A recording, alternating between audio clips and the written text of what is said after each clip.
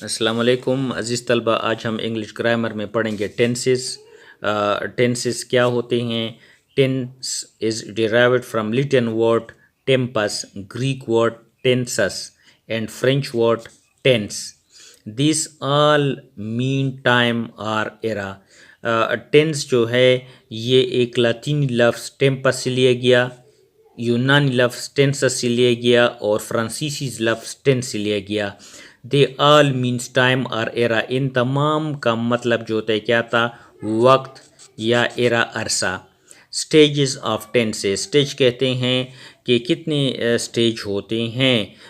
Every tense has 3 stage. हर tense हर ज़माने के 3 मराहिल होते हैं।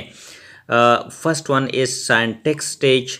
इन this stage we learn the formation of tense. पहले को सिंटैक्स स्टेज कहते हैं। इस मरहले में वी लर्न हम सीखते हैं the formation of tense. Formation कहते हैं बनना, बनावट। टेंस की बनावट पढ़ते हैं। दूसरा है explanatory stage. In this stage we learn common usages. Explanatory stage वो होता है जिसमें हम कॉमन स्टेज होते हैं उसकी आम जो कॉमन यूजेज इस्तेमाल होता है वो सीखते हैं। तीसरा स्टेज है implementation stage. Implementation stage, in this stage we learn how to make example. Implementation stage इस मराहल में हम पढ़ते हैं इस मरहले में कि जो होते हैं एग्ज़ाम्पल, मिसालें किस तरह बनाएं। तो ये हमने टेंस पढ़ा कि टेंस जो होते हैं वक्त या अरसे को कहते हैं। इसकी 3 स्टेज जो होते हैं सिंटैक्स, एक्सप्लेनेटरी और जो होते हैं इम्प्लीमेंटेशन।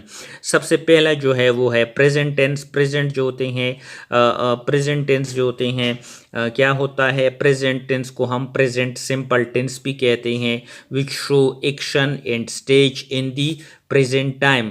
जो होते हैं जो कोई काम या जो किसी काम या किसी हालत को जो होते हैं मौजूदा ज़माने में दिखाता है। Important points. प्रेजेंट जो होते हैं मौजूदा ज़माने को कहते हैं और ये कोई काम या हालत जो मौजूदा वक्त में होता है उसको दिखाता है। इम्पोर्टेंट पॉइंट, इसमें अहम पॉइंट फॉर एक्शन सेंटेंसेस जो होते हैं के लिए अहम पॉइंट कौन कौन से हैं? We always use the first form of the verb in it is the main verbs जो होते हैं एक्शंस के लिए ये हैं कि मेन वर्ब की जो पहली हालत होगी, फर्स्ट फॉर्म हो जो होगी वो हम इस्तेमाल करेंगे। दूसरा है if the subject is third person singular. अगर सब्जेक्ट जो होते हैं थर्ड पर्सन सिंगुलर जो काम करने वाला होता है, मिसाल ही, शी, एट, एंड, नेम वगैरह है, and the sentence is positive और सेंटेंस जो होते हैं मुस्बत है, वी यूज़ डज और एट, एस या ई एस। तो इस हालत में डस का इस्तेमाल करते हैं या इसके साथ एस या ई एस का इजाफा करते हैं। If the sentence is negative और इंट्रागेटिव, अगर जुमला जो होता है नफ़ी है या सवालिया है, वी ऑलवेज यूज़ हम हमेशा इस्तेमाल करते हैं base form of the verb. Verb की जो बुनियादी फॉर्म होता है विद ऑल सब्जेक्ट जो होते हैं S, E S not include, S और ई एस का इजाफा नहीं होगा।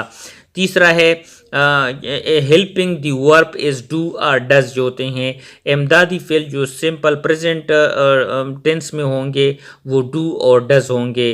The negative form is do not, don't not and does not और डजंट जो होते हैं जिन नेगेटिव फॉर्म होंगे वो डू नॉट, डोंट या डज नॉट इस्तेमाल होंगे।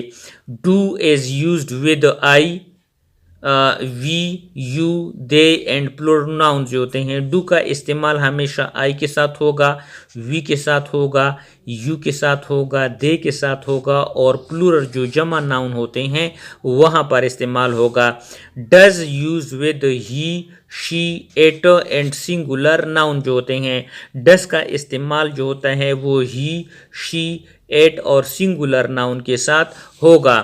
स्ट्रक्चर जो होते हैं इनका किस तरह होगा। पॉजिटिव सेंटेंस जो मुस्बत जुमले होंगे उसमें subject plus S E S form और बेस फॉर्म प्लस ऑब्जेक्ट जो होते हैं, यानी सब्जेक्ट के साथ एस या ई एस और जो होते हैं first form of the verb इस्तेमाल होगा प्लस उसके बाद ऑब्जेक्ट होगा। For example subject I we you they, plural noun जो होते हैं आगे जो होते हैं राइट जो होते हैं अ लेटर ऑब्जेक्ट जो होते हैं अ लेटर है जो होते हैं बेस्ट फॉर्म जो होते हैं पहली हालत इस्तेमाल हुई है। ही शी एट या सिंगुलर नाउन हो तो उसके साथ जो होते हैं राइट्स हम लिख देते हैं और राइट्स जो होते हैं एस या ई एस का इजाफा करते हैं। आगे है नेगेटिव सेंटेंस। नेगेटिव सेंटेंस क्या होगा, सब्जेक्ट प्लस डू और does not plus not plus basic form जो होते हैं प्लस ऑब्जेक्ट जो होते हैं I we you they, plural noun के पास बाद जो होगा डू नॉट होगा plus right first form of the verb इस्तेमाल होगी फिर ऑब्जेक्ट होगा। He she it singular noun होगा उसके साथ जो होते हैं डज नॉट का इजाफा करेंगे जो होते हैं नेगेटिव हालत में जो होते हैं वर्ब की पहली फॉर्म इस्तेमाल होगी उसके बाद ऑब्जेक्ट होगा। आगे जो होते हैं हम कल इसको कंटिन्यू करेंगे।